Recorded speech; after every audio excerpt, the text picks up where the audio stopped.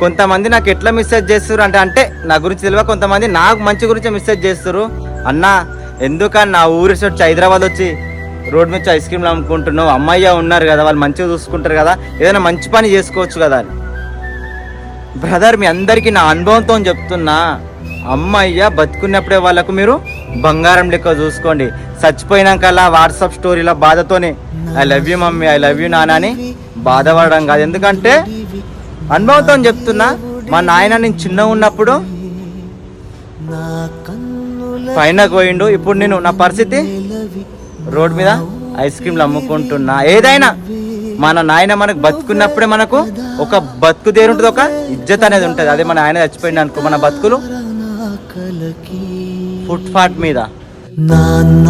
నువ్వు నా ప్రాణం మనిన సరిపోదట మాట.